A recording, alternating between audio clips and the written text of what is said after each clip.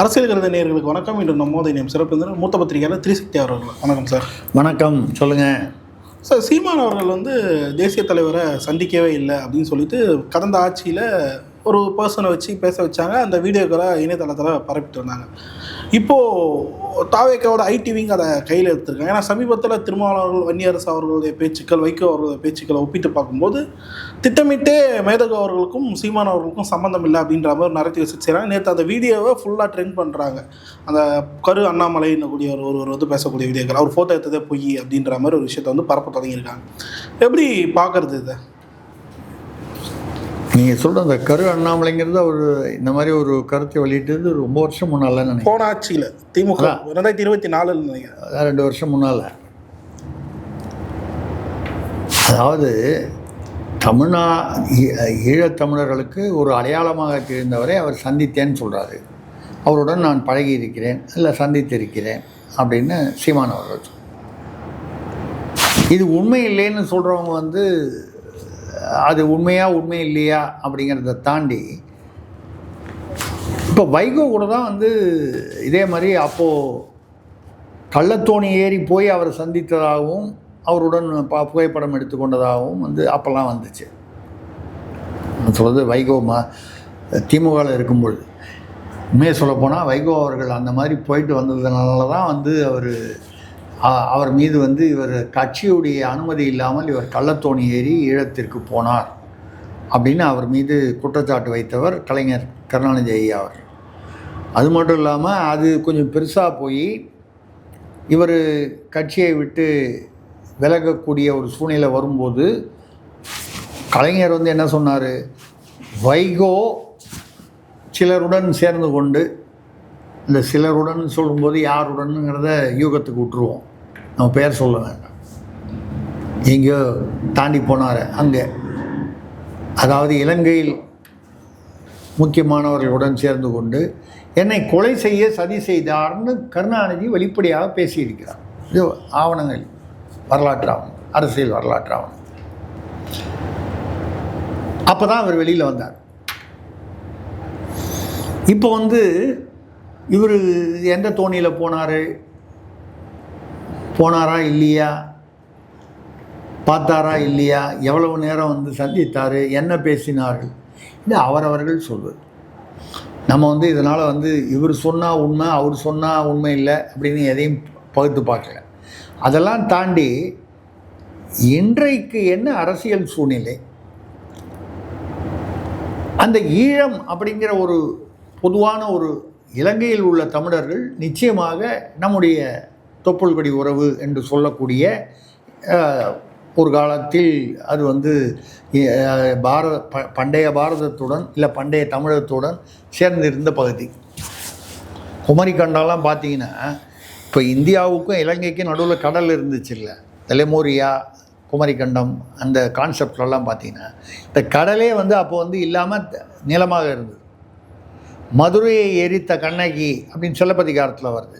அது இப்போ பார்க்குற மதுரை இந்த மதுரை இல்லை, தென்மதுரை என்று, அதாவது இப்பொழுதுள்ள இலங்கைக்கும் இப்பொழுது உள்ள தென்னிந்தியாவிற்கும் இடையில் இருந்த பகுதியில் தென்மதுரை இருந்தது என்பதற்கான சில ஆதாரங்கள் இருக்கு. நான் எதுக்காக இதை சொல்கிறேன்னா, ஆக இங்கிருந்து போன அல்ல ஒரே பகுதியாக இணைந்திருந்த தமிழர்கள் தான். இதே நீங்கள் இலங்கை தமிழர்கள் வேறு, அவங்க பேசுகிறதுலாம் வேறுன்னா, ஆமாங்க, கோயம்புத்தூர் தமிழ் வேறு, திருநெல்வேலி தமிழ் வேறு, மதுரை தமிழ் வேறு, பேசுகிற விதமே வேறு. சென்னையிலே அது பேசுகிறது தமிழனே ஒத்துக்க முடியாத ஒரு தமிழ், சென்னை தமிழ். எல்லா மொழிகளும் கலப்பு, ஏன்னா ஒரு தலைநகரம்னு வரும்பொழுது எல்லாம் கலந்து வருது. அந்த வகையில் நம்ம சொல்லுவது என்னவென்றால், இது அவர் சந்தித்தார், சந்திக்கவில்லை, இது உண்மை இல்லை, அது அவர் மிகைப்படுத்தினார், இவர் மிகைப்படுத்தவில்லை, இதெல்லாம் தாண்டி அங்கே உள்ள தமிழர்களின் நலன், அதை பாதுகாக்க இங்கே உள்ள தமிழகம் என்ன செய்தது, துரோகம் செய்தது யார், எல்லாருக்கும் தெரியும். இது இன்றைக்கி பேச வேண்டிய அவசியமே இல்லை. அன்றைக்கி ஈழத்திற்கு ஏதோ ஆதரவு கொடுப்பது போல் துரோகம் செய்தது எந்த தேசியத்தில் எந்த கட்சி, அதற்கு துணை போனது எந்த திராவிட கட்சிங்கிறது எல்லாருக்கும் தெரியும். இப்பொழுதும் வந்து இன்னைக்கு கூட வந்து பார்த்தீங்கன்னா மோடி அரசு, அதாவது மோடி அரசுன்னு சொல்லும்போது இந்திய அரசு என்ன செய்யுது, பாதிக்கப்பட்ட பல தமிழர்களுக்கு, வீடு இழந்தவர்களுக்கு, ஈழத்தமிழர்களுக்கு வீடு கட்டி கொடுக்கும். எவ்வளவு 1000 வீடுகள்னால் கட்டி கொடுக்கும். அவர்களுக்கான சில மேம்பாடுகளை செய்யும். அதை மாதிரி ஒரு விஷயங்களை வந்து நம்ம வந்து கவனம் செலுத்தாமல், அந்த புகைப்படம் உண்மையா, இந்த புகைப்படம் உண்மையா, அவர் சொன்னார் இவர் சொன்னார் என்பதெல்லாம் அனாவசியமான அரசியல். நான் வந்து இது சொல்லும்போது இந்த பக்கம் சாய்ந்து இது ஆமாம் இவர் சொல்கிறது தான் கரெக்டு, அவர் வைகோ சொல்கிறது வந்து தப்புன்னோ வேறு மாதிரி மாற்றி சொல்வதற்கோ நான் என்னை பொறுத்த வரைக்கும் இது தேவையில்லாத சர்ச்சை. இன்றைய சூழ்நிலை என்ன, அன்றைய சூழ்நிலையில் அது நடந்தேறியது. ஈழத்தில் என்ன நடந்ததோ அது நடந்தது, என்ன நடந்திருக்க வேண்டாமோ அது நடந்தது. அதை அன்றைய இந்திய அரசு நினைத்தால் தவிர்த்து இருக்கலாம். அரசியல் காரணங்களால் அது வந்து வேறு மாதிரி நடந்து போச்சு.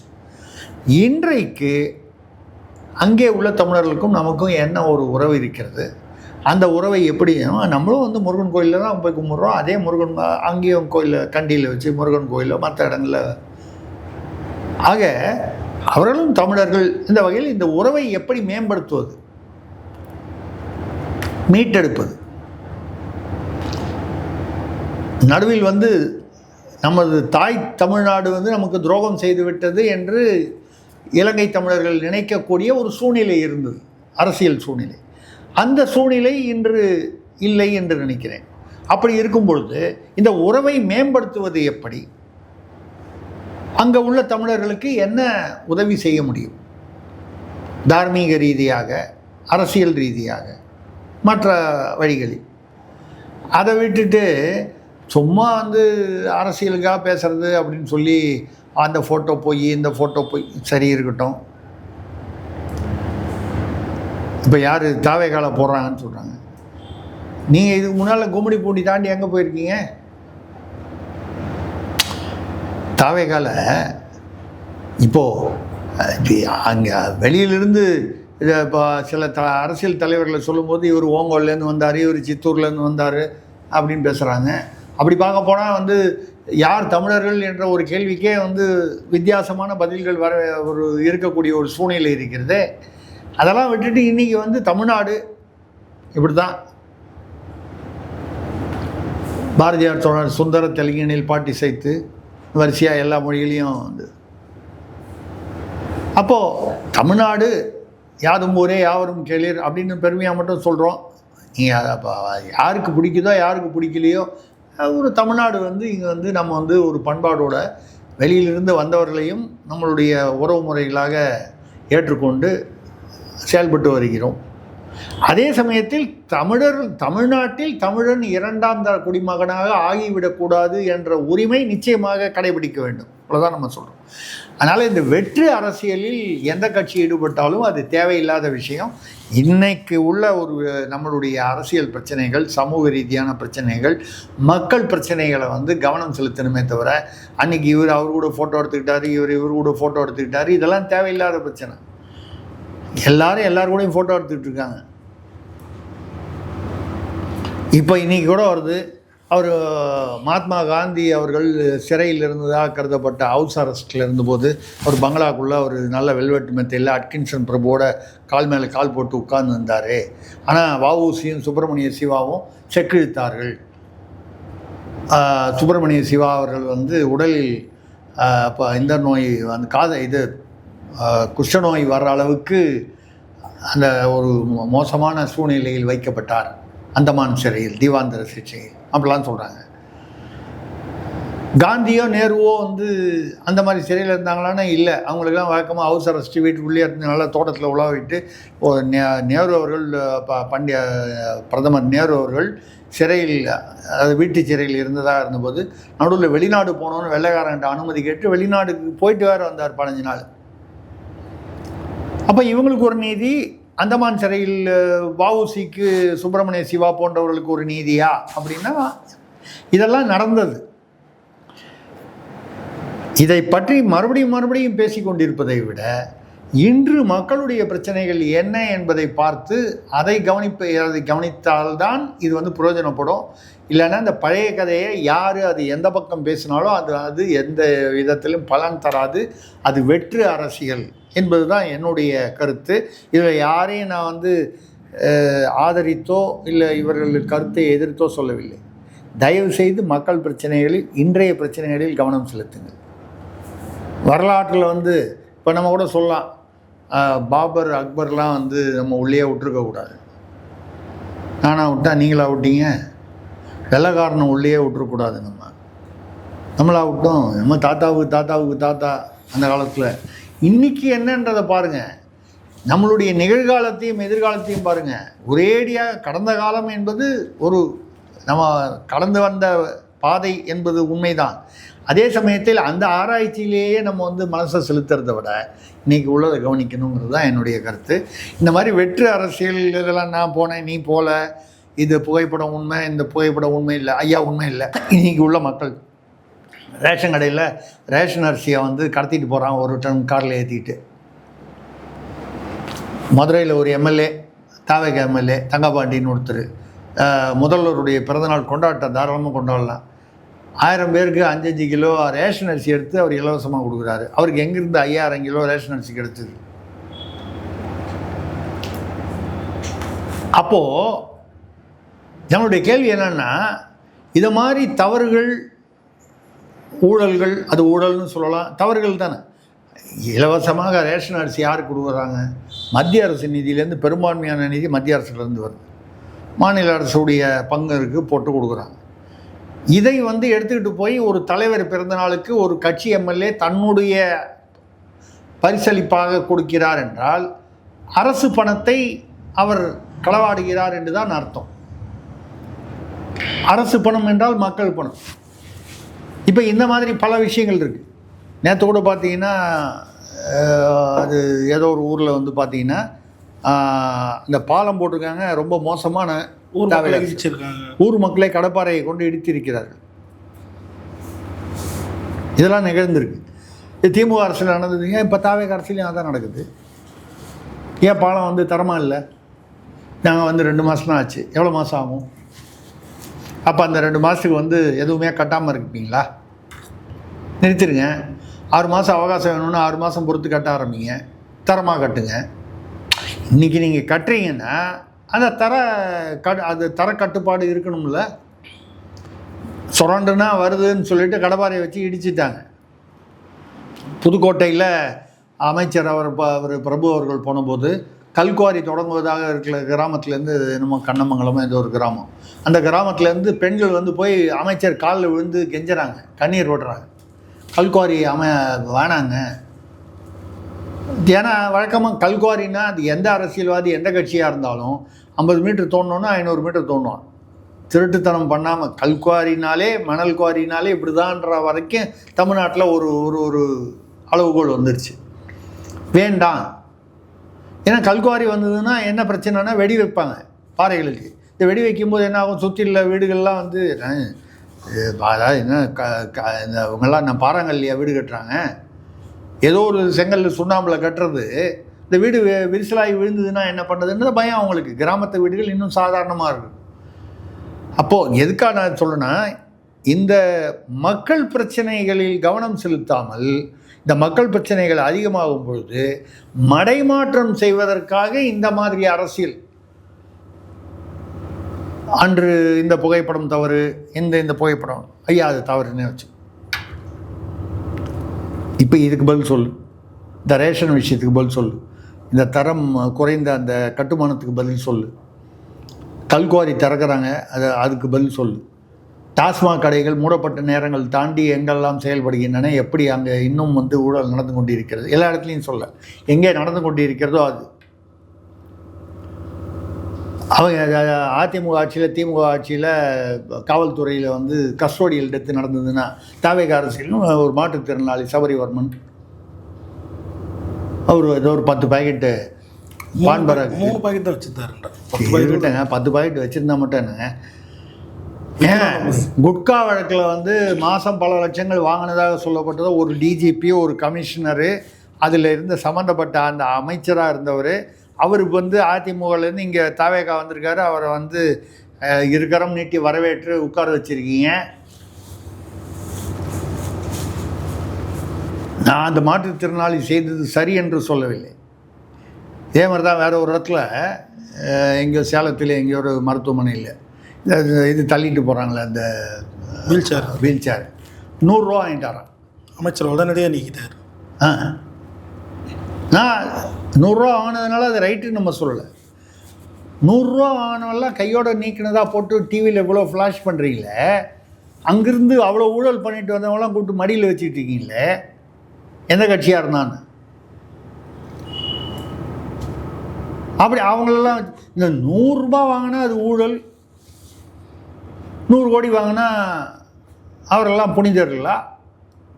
இந்த 100 ரூபாய்க்கு இவ்வளோ ஃப்ளாஷ் பண்ணி அவன் குடும்பத்தை எவ்வளோ கேவலப்படுத்துறீங்க? வாங்கிட்டாங்க. 100 ரூபா வாங்குறவன், தள்ளிட்டு போகிறவன், வறுமையில் இருக்கிறவன். அது வந்து டிப்ஸுன்னு சொல்லலாம். சில பேர் வந்து மனசு வந்து கொடுப்பாங்க, சில பேர் கொடுக்க மாட்டாங்க. அவன் ஒரு கால் வற்புறுத்தி வாங்கியிருக்கலாம். வற்புறுத்தியது தவறு என்று கொள்ளலாம்.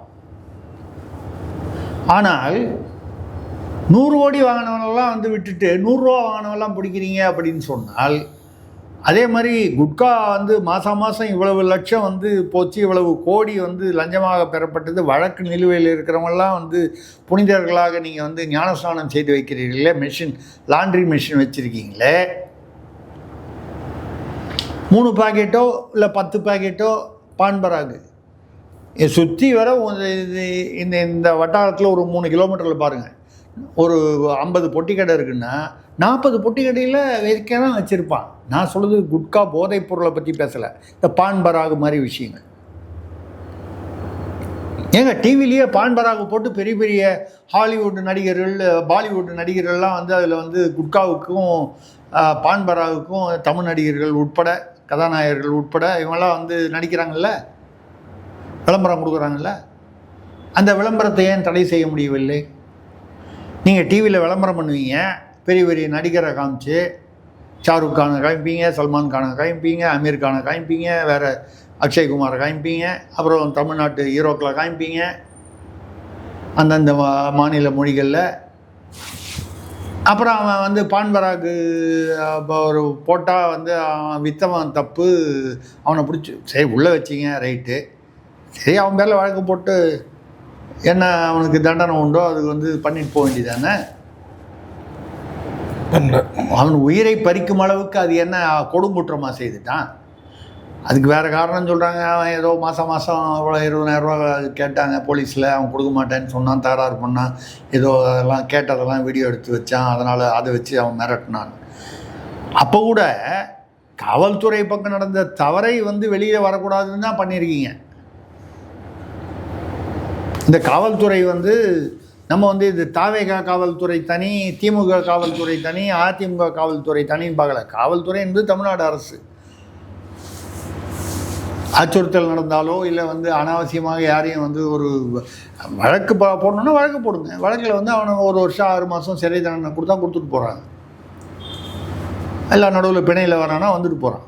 இந்த பெரிய பெரிய 500 கோடி 1000 கோடிலாம் வந்து பண்ண அமைச்சரெல்லாம் பிணையில் வராங்க. கள்ளச்சாராயம் காய்ச்சின கண்ணுக்குட்டின்றவன் 17வது தடவை 18வது தடவை கள்ளச்சாராயம் போய் அவன் போனால் அவனுக்கு பிணை வந்து உடனே கிடைக்கிது. ஏன்னு கேட்டால் அவனுக்கு வீட்டில் வந்து கரண்ட்டே இல்லையா, டிவியே இல்லையா, அவனுக்கு செல்ஃபோன் கூட இல்லையா, ரொம்ப ஏழையான் இந்த கள்ளக்குறிச்சியில் கள்ளச்சாராயம் திமுக ஆட்சியில். ஆனால் அவனுக்கு அப்பீரார வக்கீல்லாம் பார்த்தீங்கன்னா 5 லட்சம் 10 லட்சம் வாங்குகிற வக்கீல் பிணைக்கு எங்கேருந்து வந்தது? அப்போ யார் பின்னால் இருந்தாங்க? அவனை இயக்குவது யார்? அவன் முதல்ல பெருசாக லாபம் சம்பாதிச்சதுனா முதல்ல அவன் வீட்டில் ஒரு டிவி வாங்கி மாட்டிட்டு கையில் ஒரு செல்ஃபோன் வச்சுக்கிட்டு ஏதோ 2 வசதிகளை பெருக்கி கொண்டு இருப்பான்ல. அப்போது அவன் வெறும் கருவியாக தான் செயல்பட்டுருக்கான். பின்னால் இருந்தவங்க யார்? 2 எம்எல்ஏ பேர் சொன்னாங்க திமுகவில். இது வரைக்கும் அவங்க பேரில் வழக்கு போட்டாங்களா? கிட்னி திருடினதாக ஒரு அதெல்லாம் வெளியே வந்துச்சு. இனிமேல் அந்த கிட்னி அறுவை சிகிச்சை செய்யக்கூடாதுன்னு சொல்லிட்டாங்களாம். இப்போ அந்த மருத்துவமனையும் அந்த மருத்துவக் கல்லூரியும் டீம்டு யூனிவர்சிட்டி ஆகிடுச்சு, பல்கலைக்கழகம், நிகர் பல்கலைக்கழகம். இனிமேல் வந்து யூஜிசி மத்திய அரசு கண்ட்ரோலில் கூட வராது. அவன் என்ன செய்கிறான்றது கூட கண்டுபிடிக்க முடியாது. கண்டுபிடிக்கக்கூடிய சூழ்நிலையில் இருக்கும்போதே அவன் கிட்னி திருட்டு பண்ணான்னா அவனுக்கு இன்னும் சுதந்திரம் கொடுத்துட்டிங்கன்னா என்ன ஆகும்? ஒன்றும் பண்ண முடியாது. அது ஏன் வந்து இந்த 100 ரூபாய் லஞ்சம் வாங்குறவன்லாம் கரெக்டாக திருடியே அவனை வந்து திருடிட்டான்னு சொல்லி அவனை வந்து பிடிச்சி அதை எல்லா டிவிலையும் விளம்பரம் பண்ணுறீங்க. 3 பேக்கெட்டு இல்லை 10 பேக்கெட்டு பாட்பராக விற்றவனெல்லாம் வந்து அடிச்சே கொண்டு போடுறீங்க. 68 பேர் செத்து போனது காரணமானவன். இந்த மாதிரி பெரிய பெரிய ஊழல்கள் பெரிய கொள்ளைகள் நடத்துகிறவனெல்லாம் வந்து அவன் வெள்ளையும் சொல்லையுமா அலையிறான்னால் இது என்ன ஜனநாயகம்? இது ஜனநாயகமே இல்லை, இது வெறும் பணநாயகம். 41 பேர் வந்து ஒரு கட்சி தலைவரை பார்க்கறதுக்காக ஒரு முன்னாள் நடிகரை பார்ப்பதற்காக போனால் அவனை அரசு வேலை கொடுக்குறீங்க. இன்றைக்கி இந்த அவனை அடித்து கொண்டு அந்த சபரிவர்மனுடைய குடும்பத்தில் அரசு வேலை கொடுக்குறீங்க. இது வந்து ஒரு தவறான உதாரணம் இல்லையா? நம்ம வந்து அவனை அடித்து கொண்டது தப்புன்னு தான் சொல்கிறோம். ஆனால் அதுக்காக அரசு வேலை கொடுத்து அதை சமாதானப்படுத்துவது என்பது அதை விட மோசமானது. புரியுது. அப்போ ஏதாவது ஒரு தப்பு நடந்து போச்சுன்னா அந்த அரசு வேலைன்றது வந்து இந்த தவறுக்கு வந்து ஒரு பரிகாரமாக ஒரு சொல்யூஷனாக ஒரு தீர்வாக நீங்கள் வைத்துக்கொண்டால் அது தவறான முன்னுதாரணமாக போய்விடுகிறது. அதனால தான் பாமக கேட்குறாரு, எங்களுடைய போராட்டத்தில் 5 பேரும் நம்ம போனாங்க, அவங்களுக்கு அரசு வேலை உண்டான்னு. பாஜகலேருந்து கேட்குறாங்க, கோயம்புத்தூர் அந்த தீவிரவாதத்தில் 58 பேர் இறந்து போனாங்களே அவங்க குடும்பத்தில் அரசு வேலை கொடுத்தீங்களா? அத்வானி 1998 நினைக்கிறேன். இப்படி எவ்வளோ நிகழ்வுகள் நடந்திருக்கும். அதில் வந்து வெடிகுண்டு இதெல்லாம் நடந்திருக்கும். இப்போ இந்தியாவில் தேசிய அளவில் பார்த்திங்கன்னா மும்பையில் தீவிரவாத தாக்குதல் அந்த தாஜ் ஹோட்டல் அங்கெல்லாம் நிறைய இடத்துல நடந்தது. எல்லாருக்கும் அரசு வேலை கொடுக்கக்கூடாது, அவர்களுக்கு உதவக்கூடாது என்பது நம்மளுடைய கருத்து அல்ல. அரசு வேலை என்பதற்கான சில விதிமுறைகள் இருக்குன்னா அது பிரகாரம் கொடுக்கணும். நீங்கள் வந்து உங்கள் கட்சி விழாவுக்கு வந்ததுன்னா நாளைக்கு இன்னொரு கட்சியில் அதே மாதிரி நடந்ததுன்னா கொடுப்பீங்களா? இன்னொரு கட்சியில் ஏதோ ஒன்று அப்படி ஒரு அசம்பாவிதம் நடக்க வேண்டாம், நடந்து விட்டது என்றால் அதுவும் நீங்கள் ஆட்சியில் இல்லாத போது நடந்தது. நீங்கள் ஆட்சியில் இல்லாத போது திமுக அரசு இருக்கும்போது இந்த ஏர் ஷோ நடந்துச்சு மெரினால், 5 பேர் செத்து போயிட்டாங்க. அந்த 5 பேருக்கு அப்பொழுது நாங்கள் ஆட்சியில் இல்லை. ஆமாம், அப்போ கரூர் நிகழ்ச்சியும் போது தான் நீங்கள் ஆட்சியில் இல்லை. இப்போ அந்த 31 பேர் கொடுத்தீங்களா, 32 பேருக்கு அந்த ஏர் ஷோவில் 5 பேர் அப்போ நீங்கள் அப்போ ஆட்சியில் இல்லை, ஆனால் நடந்தது. இப்போ கொடுத்தா என்ன அவன் வேணான்னு சொல்ல போகிறான் அவங்க வீட்டில்? ஏன் கொடுக்க வேண்டியது? அது இன்னும் நியாயமானது. ஏர் ஷோ என்பது பொதுவாக வேடிக்கை பார்க்க பொதுமக்கள் வந்தது. முதல்வர் அங்கே வந்திருந்தார், துணை முதல்வர், அமைச்சர்கள், அதிகாரிகள் இருந்தாங்க. அது கொடுக்கலையே. மாதிரி கேள்விகள் நிறைய இருக்குது. நம்ம வந்து என்ன சொல்கிறோன்னா, யார் எந்த அரசியல் செய்தாலும் இது ஊழல்கள் இதெல்லாம் நடக்கும்போது இதை மடைமாற்றம் செய்வதற்காக சில விஷயங்களை வந்து திசை திருப்புவதற்காக செய்யப்படும் அரசியலில் மக்கள் கவனமாக இருக்க வேண்டும். ஏதாவது சம்மந்தம் இல்லாமல் திடீர்னு பேசுகிறாங்கன்னா என்ன அர்த்தம்னா எதையோ மறைக்கிறாங்கன்னு அர்த்தம். புரியுது. எதையோ மறைக்க விரும்புவதால் இந்த மாதிரி மடைமாற்றம் செய்கிறார்.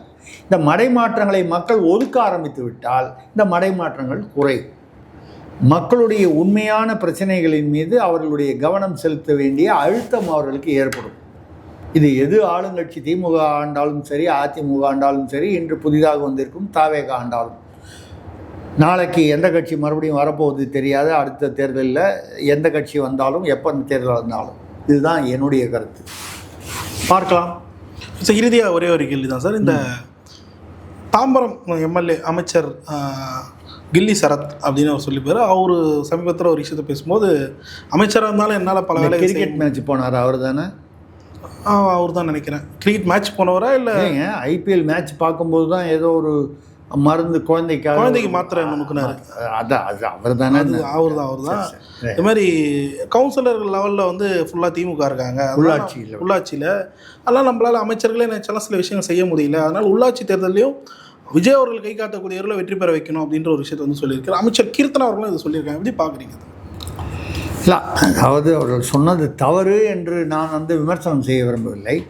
ஏன்னு கேட்டால் ஏற்கனவே நடந்தது திமுக ஆட்சி என்பதால் பல இடங்களில் வந்து திமுக மேயர்கள், கவுன்சிலர்கள், இல்லை துணை மேயர்கள் இப்படி வந்து பல மாவட்டங்களில், பல மாநகரங்கள், நகராட்சிகளில், மாநகராட்சிகள்லாம் வந்து இருக்காங்க. பஞ்சாயத்து யூனியன்லாம் இருக்காங்க. நீங்கள் மக்கள் நலனுக்காக ஏதாவது ஒன்று செய்யணுன்னா நீங்கள் வந்து சும்மா அமைச்சரவையில் அமைச்சராக இருந்து பேசுகிறதெல்லாம் பேசலாமே தவிர அடிமட்டத்தில் களத்தில் செய்யும் பொழுது இந்த பஞ்சாயத்து யூனியன், நகராட்சி, மாநகராட்சி இங்கே தான் வந்து செய்ய வேண்டிய களம் அதுதான். அந்த களத்தில் இவர்களுக்கு தேவையான ஒத்துழைப்பு கிடைக்காமல் இருப்பதற்கு வாய்ப்பு இருக்கிறது. ஆனால் ஒரு விஷயம் என்ன பார்க்கணுன்னா, அன்றைக்கு அந்த கூட்டணியில் இருந்த காங்கிரஸ் இன்று இவர்களுடைய கூட்டணியில் இருக்கிறது, தவேகா கூட்டணியில். எங்கெங்கெல்லாம் திமுக காங்கிரஸ் ஒரே கூட்டணியாக இருந்ததுனால ஒரு மாநகராட்சியிலையும் பெரும்பான்மை யாருக்கு இருக்குன்னா திமுக காங்கிரஸ் என்ற பழைய கூட்டணி. இன்று அந்த கூட்டணி உடைந்து விட்டது. அப்போ இன்னும் அங்கே காங்கிரஸ்காரன் இருக்கானுங்களா? இப்போ நீங்கள் தவேகா காங்கிரஸோடு தானே கூட்டணியில் இருக்குது, அதிகாரத்தில் பங்கும் இருக்கிறது. இந்த காங்கிரஸ்காரர்களை வைத்துக்கொண்டு அழுத்தம் கொடுக்க வேண்டியது தான். ஒரு திமுகவை நீங்கள் குறை சொல்வது ஒரு வகையில் நியாயம் என்று ஏற்றுக்கொண்டு விட்டு அடுத்த கேள்விக்கு தான் நான் வந்திருக்கேன். நீங்கள் சொல்வது தப்புன்னு நான் சொல்லலை. ஆமாம், இப்போ கூட பார்த்தீங்கன்னா பெரம்பூரில் அந்த ரேஷன் கார்டு, புதிய ரேஷன் கார்டு விழா முதல்வர் வந்தபோது சென்னை மாநகராட்சி மேயர் பிரியா அவர்கள் அங்கே வரவே இல்லை. புறக்கணித்தார்களா இல்லை வந்து ஏதோ தவிர்க்க முடியாத காரணங்களுக்காக வர முடியலையா தெரியல. ஆனால் மத்திய அமைச்சர் நிதி அமைச்சர் நிர்மலா சீதாராமன் அவர்கள் சென்னையில் கலந்து கொண்ட நிகழ்ச்சியில் மேயர் பிரியா அவர்கள் இருந்தார். இதை அரசியல் ரீதியாக பார்த்தால் வித்தியாசமான கோணத்தில் பார்க்கலாம். ஆனால் நான் என்ன சொல்கிறேன்னா, இப்பொழுது உள்ள அமைச்சர்கள் எதற்கெடுத்தாலும், இப்போ கூட இந்த மின்சார பில்லிங் அது சொல்லி முடிப்போம், நிறைவு செய்வோம். இந்த எலக்ட்ரிசிட்டி பில்லிங் வந்து பார்த்திங்கன்னா எல்லாம் கண்ணாமுன்னான்னு வருது வீட்டில், எல்லார் வீட்லேயும். இவங்க சொன்ன அந்த 200 யூனிட் கணக்கெல்லாம் போட்டு பார்த்தா ஒரு யூனிட்டுக்கு வந்து கிட்டத்தட்ட இந்த தவேகா ஆட்சி வந்ததுக்கப்புறம் கணக்கு பார்த்தா ₹4.70 வருது. திமுக பீரியடில் கிட்டத்தட்ட ₹3 கீழே இருந்தது. அப்பொழுது நாங்கள் வந்து 100 யூனிட்டுக்கு பதில் 200 யூனிட் கொடுக்குறோன்னு சொன்னால் அப்போ வந்து குறையணும் பில்லிங். இப்போ அதிகமாக வந்ததுன்னு சொல்லி நிறைய மின்வெட்டுகளும் நிறையா, அதாவது அறிவிக்கப்படாத மின்வெட்டுகள் எல்லா இடத்துலையும் நடந்திருக்கு. நான் சமீபத்தில் ஒரு 10-15 நாட்களுக்குள்ள பல நிகழ்வுகளில் இந்த சேனல்களில் பேசி கொண்டிருக்கும்போது குறைந்தபட்சம் 3 இடத்துல வந்து மின்வெட்டு 1 மணி நேரம் 1/2 மணி நேரம் காத்திருந்து பாதி நிகழ்ச்சியில் வந்ததுன்னு வைங்க, முடிக்கிற வரைக்கும் வெயிட் பண்ணி ஆகணும், எவ்வளோ நேரம் ஆனாலும். இப்போ நமக்கு வந்து நிகழ்ச்சி நடத்தும் போதே அவ்வளோ பொதுமக்களுடைய எவ்வளோ அவங்களுக்கு உள்ள அடிப்படை தேவைகள் நிறைவேற்ற முடியாத ஒரு சூழ்நிலை இருக்கும். வயோதிகர்கள், பெண்கள், குழந்தைகள், ஒரு லிஃப்ட்டு இருக்கக்கூடிய இடம், பல விஷயங்கள், குழந்தைகளுக்கான கல்வி, லைட் இல்லைன்னா இப்படி இருக்கக்கூடியதில் இன்றைக்கி பார்த்தீங்கன்னா இந்த பில்லிங் வந்து ஒன்றுமே இல்லைன்னு சொல்லிட்டு இருந்தாங்க, சமாளிச்சுட்டு இருந்தாங்க தவேகா அரசில், தமிழக அரசு, மின்சாரத்துறை. இன்றைக்கி வந்து அந்த டான்ஜெட்கோ தலைவரோ அது முக்கியமான நிர்வாகி அது பேசியிருக்காரு. இல்லை, அந்த பில்லிங்கில் சில பிரச்சனைகள், குறைபாடுகள் இருக்குது, அது கள ஆய்வில் உள்ள பிரச்சனைகள். கள ஆய்வுங்கனாலும் அது மின்சாரத்துறையில் தானே அவர் சொல்கிறது. அந்த வீடாக போய் நோட் ரீடிங் எடுக்கிறது, ரீடிங், அதில் பிரச்சனை இருந்தாலும் மின்சாரத்துறை நிர்வாகம் தானே பொறுப்பு. அது ஏறுது, பில்லிங் வந்து தவறாக வருதுன்னா அது எப்படி, என்ன தவறு வருது, அதை ஆய்வு பண்ணுறதுக்கு எவ்வளோ நேரம் ஆக போகுது? ஏன் முதல்வர் வந்து யாரும் அனாவசியமாக அவரவர்கள் துறையை தாண்டி தேவையில்லாமல் ஆய்வுக்கு போகக்கூடாதுன்னு பேசி 2 நாள் பொறுத்து கஜேந்திரன் ஒரு எம்எல்ஏ வந்து மறுபடியும் பள்ளிக்கூடத்தில் போய் ஆய்வு பண்ணுறார். அவர் போய் மறுபடியும் பள்ளிக்கூடத்தில் ஆய்வு. இந்த ஆய்வு வியாதி எங்கிருந்து வந்துச்சு உங்களுக்குன்னு தெரியலையே. அப்போ இதையெல்லாம் வந்து நீங்கள் வந்து அமைச்சர்கள் எம்எல்ஏக்களையே உங்களால் வந்து கட்டுப்படுத்த முடியவில்லை ஆய்வு பண்ணுறது இல்லைன்னா, மின்துறையில் அடிமட்டத்தில் கடைமட்டத்தில் இருக்கக்கூடிய அந்த ஃபீல்டு அப்படின்னு சொல்லுவோமே, அங்கே போய் ரீடிங் எடுக்கக்கூடிய அந்த கள ஆய்வில் அவர்கள் தவறு செய்கிறார்கள். அது எப்படி திடீர்னு நீங்கள் ஆட்சிக்கு வந்தவொன்னே தவறு செய்வாங்க? எங்கேயோ ஒரு இடத்துல 2 இடத்துல தவறு நடக்கலாம், எந்த ஆட்சியிலையும் நடக்கலாம்.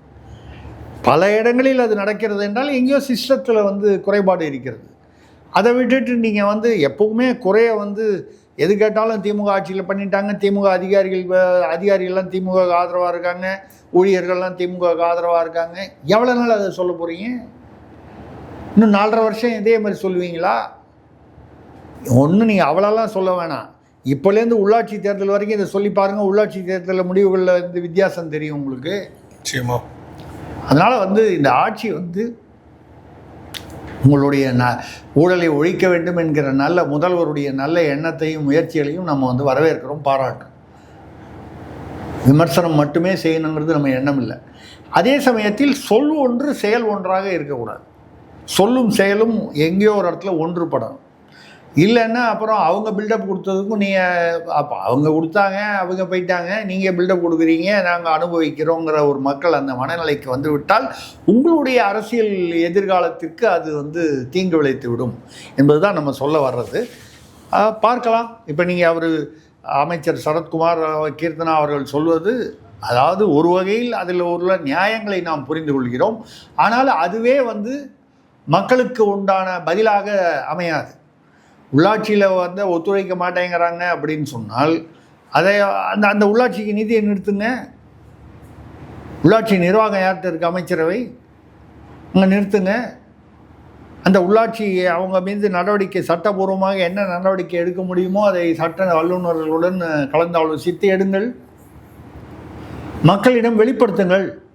நாங்கள் இந்த திட்டம் கொண்டு வர்றதா, இதை நாங்கள் வந்து நிதி கூட ஒதுக்கிறதுக்கு ரெடியாக நாங்கள் போனோம். இந்த உள்ளாட்சியில், இந்த பேரூராட்சியில், இந்த நகராட்சியில், இந்த மாநகராட்சியில் இந்த மாதிரி நடந்துச்சு. மக்களிடம் வெளிப்படையாக பேசுங்கள். புரியுது. அங்கே யார் உங்களுக்கு எதிராக சதி செய்கிறார்களோ அது வெளிச்சத்துக்கு வரும். அப்படி இல்லாமல் வந்து பாருங்கள், ஸ்கூல் பசங்களாம் சார் கிள்றான், சார் திட்டுறான், சார் ஹெட் மாஸ்டர்கிட்ட டீச்சர்கிட்ட சொல்கிற மாதிரி நீங்கள் எப்போ பாரு மக்கள்கிட்ட இந்த மாதிரி எல்லாமே அவங்க தான் காரணம், எல்லாமே அவங்க தான் காரணம்னு இன்னும் எவ்வளோ நாள் சொல்ல போகிறீங்க? 2 மாதம் ஆயிடுச்சு. அதனால் இந்த குறைகள் சொல்வதை குறைத்து கொண்டு, அப்படி உண்மையிலேயே அவர்கள் சதி செய்து செய்கிறார்கள் என்றால் அவங்க நடவடிக்கை எடுங்கள். மக்களுடைய மன்றத்தில் கொண்டு வந்து வையுங்கள். அப்போ ஆட்டோமேட்டிக்காக அவங்க உள்ளாட்சி தேர்தல் வரும்போது நமக்கு எதிராக செயல்பட்டார்கள் என்று மக்கள் நிச்சயமாக அதை புரிந்து கொண்டு செயல்படுவார்கள். அதை விட்டு சும்மா அந்த குறைவா சொல்கிறது மட்டும், குறை சொல்கிறத நம்ம வந்து ஒதுக்கில்லை, இந்த குறை சொல்வது மட்டுமே தீர்வாகாது என்பதை அழுத்தம் திருத்தமாக சொல்லி முடிக்கிறோம். பல்வேறு இதில் ஒரு நேரத்தின் நன்றி, வணக்கம்.